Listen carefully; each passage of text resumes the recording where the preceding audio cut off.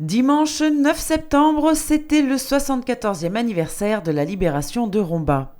À cette occasion et comme chaque année, l'association Fench Militaria Motor Club avait organisé une commémoration au mémorial américain rue de Metz. Étaient présents les élus rombasiens, dont Lionel Fournier, maire de la ville, représentants de l'association Fench Militaria, les anciens combattants et quelques citoyens.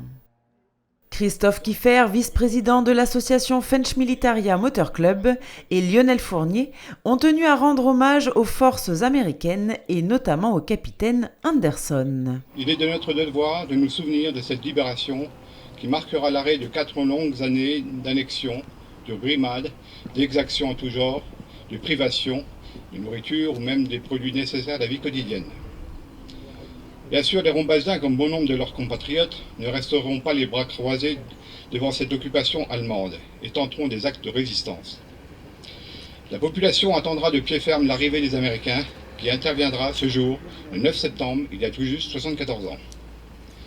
Comme chaque année, nous nous devons de rappeler la mémoire du capitaine Anderson et de ses hommes du 243e bataillon d'artillerie américaine, qui passeront ici un mois à consolider les positions américaines tant les troupes allemandes étaient encore bien virulentes. Il nous a paru bon, une fois encore, de mettre à l'honneur ce capitaine qui restera à tout jamais présent à nos côtés lors de ces commémorations. 9 septembre 1944, 3 novembre, presque 2 mois, 44, que les Américains sont restés ici. Et puis après, il y a eu l'offensive autour de Metz, à Mézières. Et Mézières a été détruit à 80%, certains disent 90, à plus de 80% de destruction dans la ville de Mézières. Donc ça signifie que les combats ont été intenses et très difficiles pour prendre la place forte de Metz, qui avait été confortée également par les Allemands lors de la guerre de 70. Je voudrais donc avoir une pensée émue pour ces soldats, pour la population rombasienne qui a connu ces années de vicissitude, et les remercier de leur dévouement et parfois de leur sacrifice, parce que certains ne sont pas revenus.